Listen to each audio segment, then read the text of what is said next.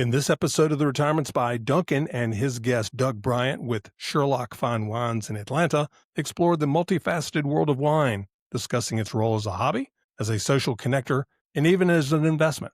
Doug shares his journey into the wine business, emphasizing the importance of wine in social settings and how it can enhance experiences. The conversation covers wine etiquette, tips for beginners, and the significance of developing one's palate. They also delve into the differences between corks and screw tops, the art of decanting, and the passion he has for French wines. Listeners are encouraged to embrace wine as a journey of discovery and enjoyment in life and in retirement. Welcome to this week's episode of The Retirement Spy, where we share experiences in a collaborative platform for those entering phase 2 of life and ready to embrace this chapter with gusto and an attitude of carpe diem.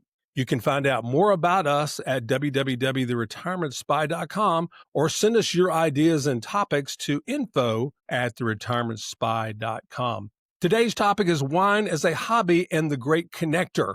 We're interviewing with my friend Doug Bryant here in Atlanta, who runs Sherlock's Fine Wines. Doug, give us a little background. Everybody knows your love of wine and your expertise, at least around our circles. Tell me how you got in the business and became an enophile. Did I get that correctly? Well, first off, Duncan, thank you for this opportunity to sit down and chat with you. Yes, so I got in the wine business really out of a organic process. I grew up in Atlanta. I don't know, are you from Atlanta? I grew up in, where did I grow up? Charlotte, North Carolina. Okay, so many years ago in the South, wine really wasn't part of the social. I mean, you had Budweiser, you had Jack Daniels and all this. I grew up differently. I kind of grew up in the European model with my mother and father. We had wine on the table every evening, so I could have wine and sample it, talk to them about it. My dad was a surgeon, and he grew up. His training and service was with the Army, both during World War II and the Korean War. And while he and my mother were traveling and experiencing all these different cultures, and especially food and wine, they fell in love with it. And I think what they really fell in love with was how wine brings people together. Yes. So yeah, after a while, I got involved. I had some opportunities to taste wine and to do different things. I studied and I figured out, hey, I'm pretty good at this. And so I'm going to see how it goes. I have since done many things in the wine world, but I'm a wine judge. I'm an educator. I'm involved in the wine merchant world. I'm involved with different wine societies. And so, yeah, it's something that I'm still actively pursuing because you can never know everything about the topic of wine. And you know what else? I think that wine and people who enjoy wine tend to be very interesting. So I guess that's kind of the bullet points. Our crowd that we are addressing are people headed into retirement or in retirement, and they look at wine in different ways. Some as wine as a hobby, but what I think you said really well when you and I were talking ahead of time is that wine is the great connector, in that if you look at wine throughout history, from the first miracle in the Bible to treaties and heads of states, wine has been at the middle of some of the most important events in the world, and is usually the center point of all social celebration, where it's champagne at New Year's or special event. Chat with our listeners a little about this and your thoughts about wine as the great connector. Well, first off, yes, heads of state, presidents, leaderships, major decisions being made, and wine was part of that process. But more so, even I think a simple dinner on Wednesday night in the south of France or in Italy or here in the United States with family members. And it's just part of that connective tissue that brings people together. It's not maybe the main emphasis, but it is certainly part of that. And it's ingrained for hundreds of years, thousands of years in our society. So I always say wine is a great connect. I love that. Wine can be very intimidating. And I say this, if you don't know wine very well, it's easy enough to find out and become not an expert, but at least you don't have to be intimidated. There's a lot of snobbery that can be associated with wine, and it can be an intimidating place to play, both in buying and drinking it. I hate to ask this, but I will. Can you offer our listeners a Enophile 101 or the top 5 things to do or not do when it comes to drinking wine or being around wine? Well, better said, how do we not embarrass ourselves at dinner in front of the sommelier? So the first thing I would tell you is get rid of that stigma of being embarrassed. Okay. It's like anything in life. It's a journey. And so throw that out for a moment and just say, hey, I'm interested and I want to learn about this. So, how can I go about doing that? You were talking about at dinner, not embarrassing yourself, having to order wine.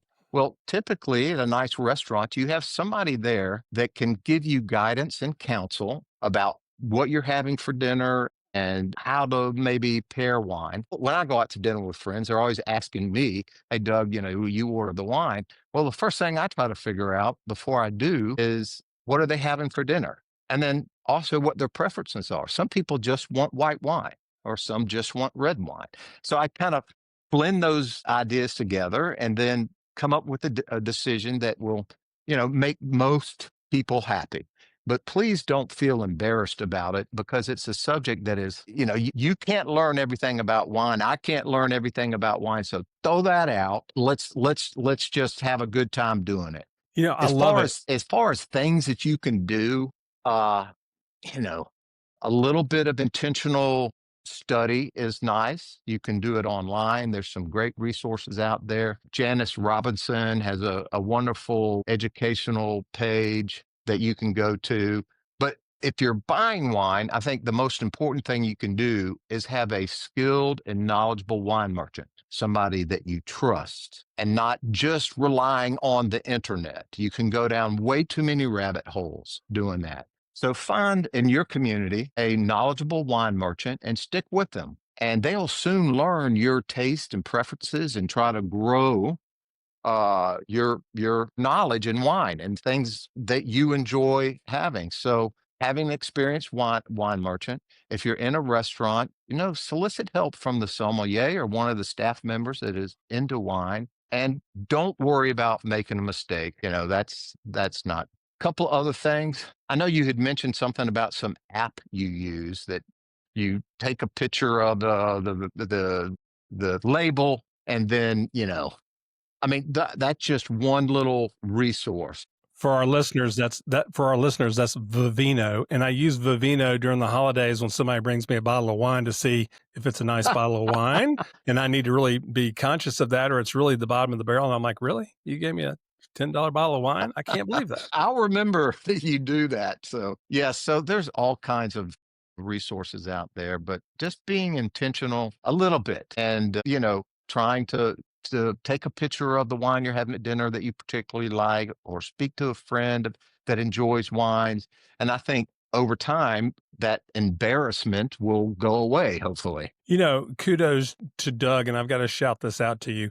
A lot of this is about humility. And when I don't know something, I try to be humble. And I came to you one time. I was going on a big event with a lot of important people who like their wine. And I said, Doug, I need to bring a case of wine to this event. And I don't want to embarrass myself, but then again, I can't spend X. I've got a budget here. And you were brilliant. I mean, you really were. You're like, okay, Oh, thank you. let's get a range of what you do want to spend. And then knowing full well, and well, all fairness, you knew the crowd I was going to. He goes, here's what you ought to bring. You're not going to be embarrassed by bringing this wine ever in front of anybody. And it's within a good price point where people won't think you're cheap. And so kudos to your point, a good sommelier, a good wine merchant, if you get to know them, can listen to you say that and go, I got the perfect wine for you. Don't worry about this. Or this is an up and coming wine, or a wine that you will look really intelligent because this is a new one that's coming about, highly rated, and you can have a little knowledge about it. Lots of different ways you can impress if that's what you're trying to do. Yeah. No. Well, I'm glad I was able to help. So question, wine as hobbies. There's so many different ways to put wine into different hobbies. And you and I discussed this, I think is really neat. One is simply hosting a regular dinner party that has food and wine pairing as a theme. Talk about some ideas about how wine can be that great connector again for those in retirement, and how much fun we can have with wine other than drinking it by ourselves. Well, I think people already do this somewhat, but I think if you, again, become a little more intentional and you have a theme for the evening, Italian wines, it could be wines from South Africa and try to communicate about the food and wine pairing, whoever's preparing the food. There's a lot of social clubs out there that do this. In fact, every time you come to my house, there we will talk about the wine because it is part of the whole experience and the food and why, I chose this wine. So if you just create dialogue and you perhaps in your invite or whatever say, hey, we're gonna have wines from South Africa tonight, and we'll talk about them, and we're having a certain type of food, and this is why I'm doing it. And then, that's how it connects people, gets them talking and their shared experiences and their feeling for the wine in that moment. So, of course, there's formal clubs and societies all throughout the United States that are focused around wine, and that's their main objective. The Commanderie de Bordeaux, the Chevalier de Tastevin being the two big major ones. But there's so many just men's clubs, quite frankly, kind of like cigars and wine that are happening, or you could start up in your community and just see where it goes. I love the connecting ability when you mention South African wines, integrating food, even with travel. The theme of the evening can be South Africa, and it can have some South African cuisine. It could be South African wines. It could talk about the latest trip to Kenya or different things that wine Exactly. can bring things together. You can talk about the Bordeaux region. You can talk about so many different things that wine can connect: geographical, varietal, food, so many different ways to do it. I love the idea of, the weekly wine tasting club or dinner clubs that can educate not just on wine, but other things that connect to wine. And travel would be one of those issues that connect people together. Having the experience of being on the Amalfi Coast and having the Aglianico, and all those things weave together. And that's why I say it's a connective tissue or thread through all kinds of wonderful experiences. There's a friend of ours who, we won't mention the name because of the show, was a banker, came in from New York, used to be a partner with Lehman years ago. And I remember pulling this person aside saying, if you could go back in time now that you're retired and you could invest in anything from derivatives to stocks to bonds, everything that you did at Lehman Brothers, I said, what would you invest in at a young age that you know you'd have a great return? He said, Duncan, I would invest in wine. And this threw me in that I understand wine enjoyment as a consumer. Wine as an investment is beyond me. And he gave me a brief lesson, but he said, if I know what I know now as an enophile, he said I could go back and make more money buying wine, not in hindsight, but just knowing even today with a fresh slate. He has a passion for wine, knows how to look at wine, store it, put it up. And he said the returns I would have in collecting wine would far surpass anything that I did in Lehman Brother days. And I know there are wine investment funds and things like that, and that's not what we're here to talk about. But tell me about wine and your thoughts as wine as an investment and what that means for somebody who may want to collect wine for a hobby. Well, I think that there's different categories of wines and so forth.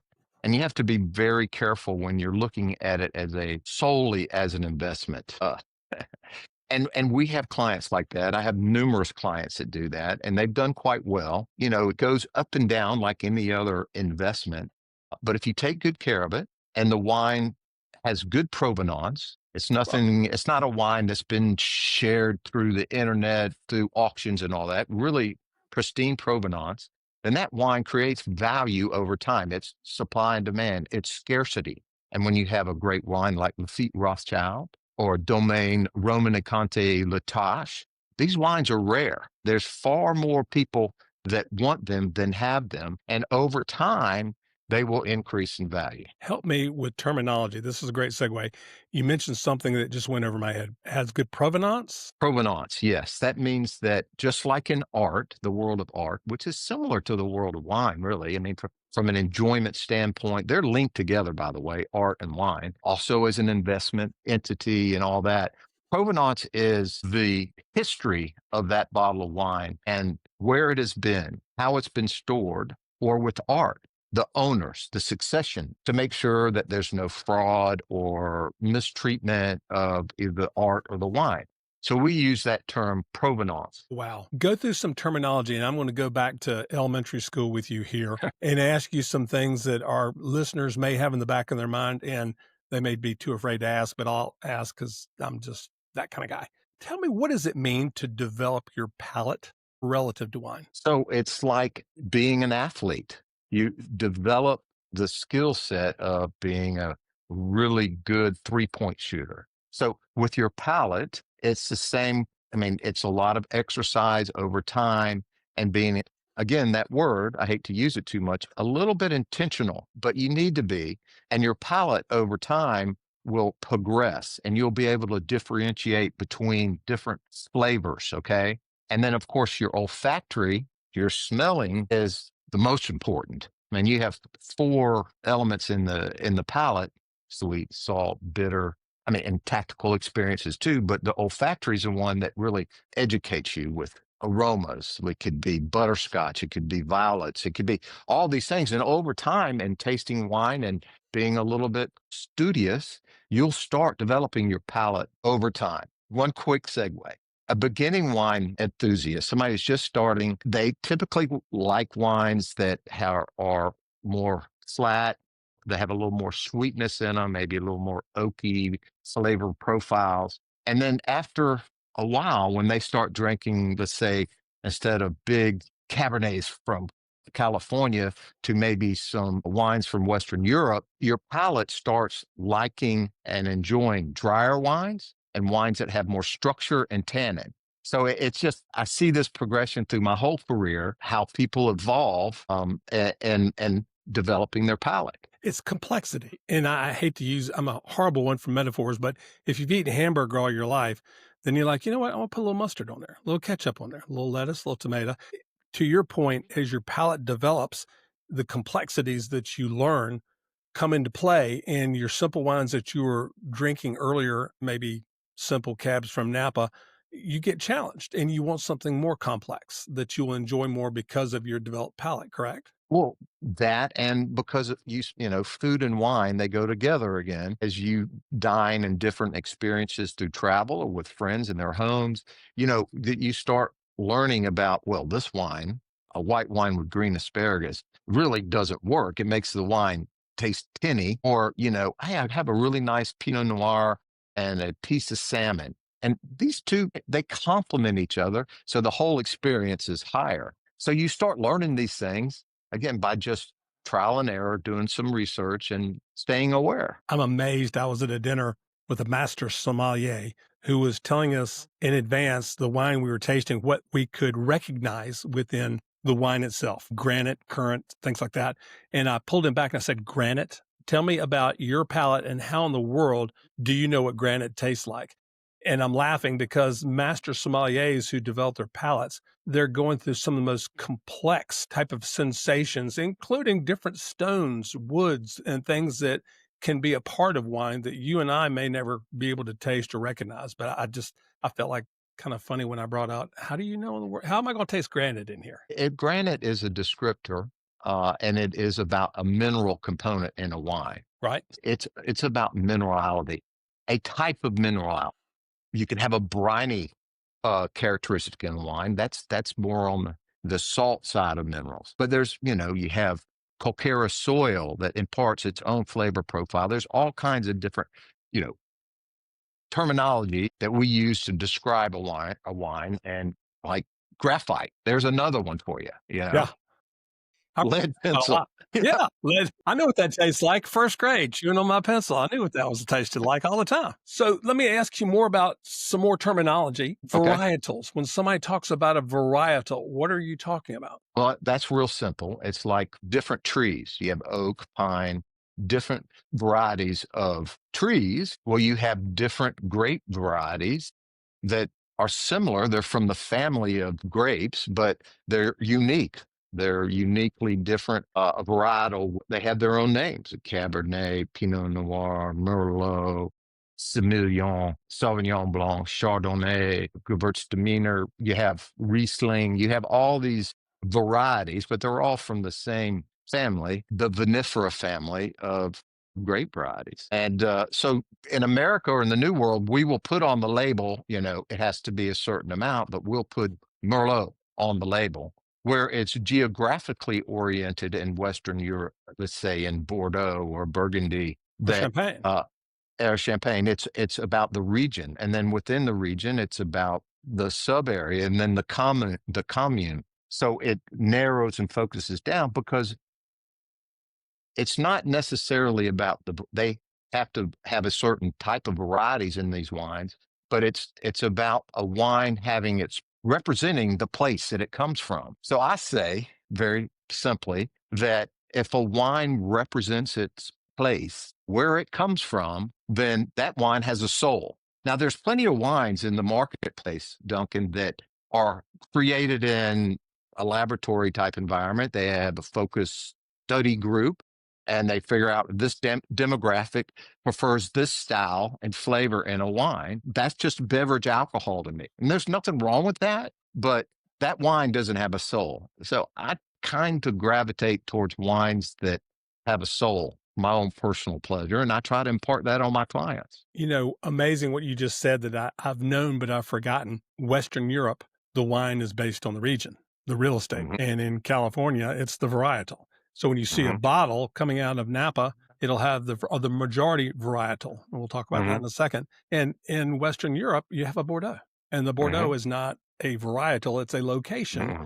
that is Hmm. encompassing of lots of different varietals. Exactly. Interesting. When you get a bottle that might be, to your point, a Merlot Mhm. or a Cabernet Sauvignon, it's not necessarily, most often the time, it's not 100% of that varietal. There's always a Right. blend, but it's the predominance of that wine Right. that gives it the label. Well, yeah, and the law requires that. I get 75% Cabernet Sauvignon in the United States. And the laws are different in Europe about being able to say this wine is a Bordeaux, and then this wine is from, let's say, Margaux, which is a commune in Bordeaux. And they have several different grape varieties they can use in Bordeaux.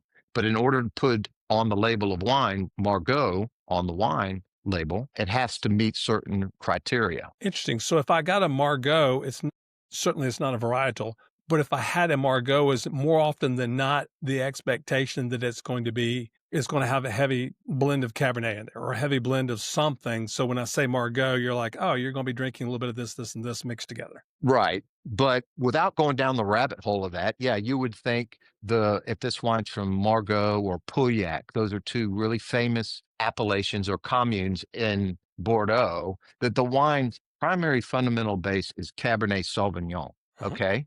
And then when you go to the other side of the river in Saint-Emilion or Pomerol, the primary base of that wine is Merlot, but they both use Cabernet and they both use Merlot to create their blend. Got it. Your passion really is French wines. Did this have to do with your Mhm. dad's experience in World War II? Or when I know Doug Bryant and somebody says, well, I know Doug, I'll say, well, his preference for French wines, especially Bordeaux, and his expertise is there. If you didn't say it earlier, tell me where this came from and where this passion came Huh. from versus California or somewhere else. So, many years ago, Duncan, I've been doing this for 40 years. I really focused on New World wines and California wines. This is back in the 80s. And traveled there. I have friends there today and learned and studied as much as I could about those wines. And as I moved towards Western European wines, I just fell in love with the idea that the wine has a soul. It comes from a specific place. And I also like the style of the wine. That's my preference. It doesn't mean that it's yours because the wines tend to be more elegant, not as bold and big and fat. And they tend to have layers of complexity. So over time, I've gravitated towards those wines. And, I love wines from Italy and Spain too, and Burgundy, which is in France. But Bordeaux is the Wall Street of wine. So Yes. if you want to be a good, I don't know, consultant, you go to New York City, right? Or investment banker.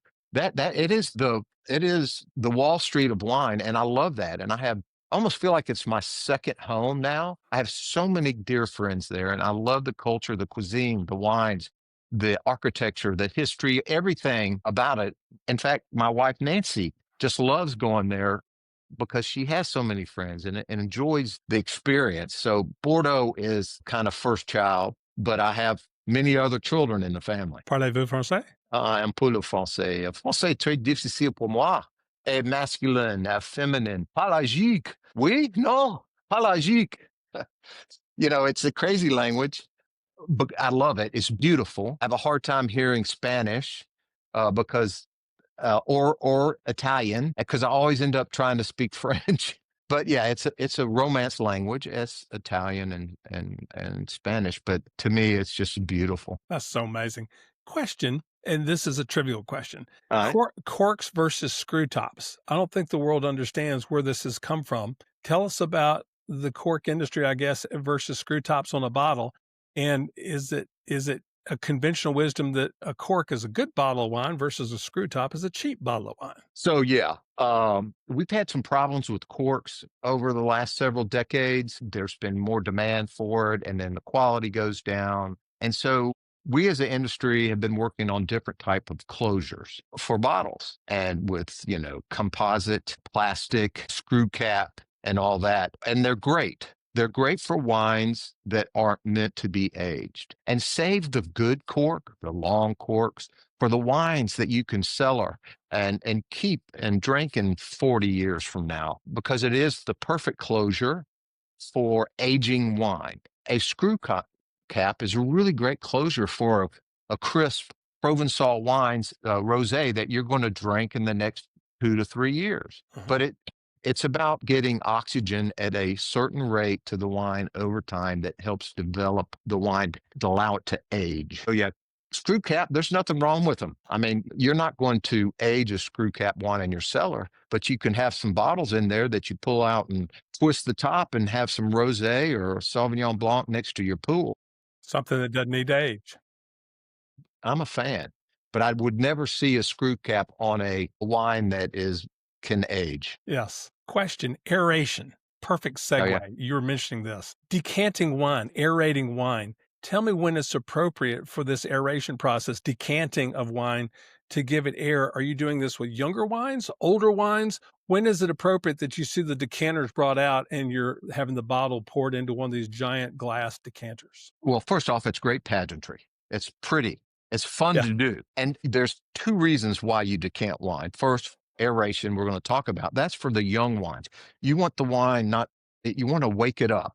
You want it to release some of its aromas and get moving and come alive. So you put it in a decanter and you wake the wine up. And so it improves the aromas in the wine. It wakes the wine up. And then the second reason why you decant wine is for sediment. With an old wine, sediment will form over time. It's a natural process down. And then if you stand the bottle up for 24 hours, 48 hours, it will go down to the bottom of the bottle. And then what you do is you carefully pour wine into a decanter till the sediment comes to almost going in, then you stop. So you remove the sediment from the wine, and then you can wash out the bottle and put it back in the bottle. That's called double decanting. Or you can just leave it in the decanter and enjoy it out of the decanter. So, Is the double decanting more for presentation? You've got a very expensive old wine and you want it in the bottle with the label. Is that the purpose of a double decanting? well, there's several reasons. One, if you have an old wine and they decant it for sediment, they should put the decanter and the bottle on the table. So you know this is 1996 or 1986 Ducru Bocage and move forward. We double decant wines a lot to put them back into the bottle so people can see it poured from the bottle. It's just it's a nuance, okay? Sure. It really is. If the Que- wine is really old and it's in a wide decanter, it's going to quickly age or make the wine, perhaps you don't want it to go too far. So maybe you put it back into the bottle so it doesn't develop too quickly and die. For the older wines or for the younger ones? Really old wines. I mean, in the 30s and in the 40s. And We're borderlining vinegar if we do this too long, right? no, it will just, the wine will we say it's dying. But no, I mean, it's drinking history. They're fun to experience. I mean, just last April, I was at a wonderful event in Bordeaux, and we had wines for the evening with vintages ending in five. So it started at 35, Wow. 45, 55, and just experience, to 2015, all these different wines was fantastic. What a delightful education and a tease to the palate, so to speak. Question, and Yeah. this is a zinger. If you don't want to answer, you can, but let me try to frame up the best way I can. All right. I'm going to give you a surprise. It's going to be a bottle of wine that is a superb wine. It's one that you get giddy about and excited about. You can't store it, you can't invest it. It's free to you for you to drink today. That is rare, hard to find, and you would just be absolutely giddy if you were to have it today. What would that wine be? Well, first off, Duncan, a very important person in my life, Jean-Michel Caz, who's now deceased, once told me, he said, wine is meant to be drunk, not to be traded like a stock. We as vignerons make wine to be enjoyed with friends and family. So I have no problem with pulling the cork on whatever bottle you're giving me, Right. first off. Now it gets difficult, I'm giving you enough time. I can edit this, by the way, so I'm giving you enough time so that we can get to the answer as you contemplate it. I just thought it'd be a fun question, and it's like going to I'll answer it. yeah, 45 Mouton, 28 Palmer. Can I keep going? please. That was number That's one. You can go on forever. I'm sure you've got it's the top five, and I know you're tied with all five of them. ah.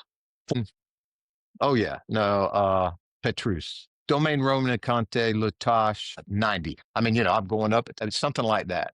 And But so those are just wines that I've been blessed in life to have so many incredible wines that it's hard for me to say, oh, absolutely, it is 45 Mouton, or it's Evangel 47, or it's Petrus 28, or Palmer 28. You know what? Palmer 28. That's my tip of the sword. is that your final answer? Oh, maybe Palmer 61. All right, I'll You tell can't Nancy. hold me to any of that. I'll tell Nancy for your birthday what you want. She already knows, Yeah. so I'm sure. Doug, thank you so much. Any other words of advice you'd give to the Retirement Spy audience? Well, I hope you drink wine and often, and just be a little bit studious when you do it, and engage in conversation, and quit, for God's sakes, being scared about trying new wines or making yourself embarrassed. Okay. Absolutely. Doug Bryant with Sherlock's in Atlanta. Thank you so much for the time. Cheers.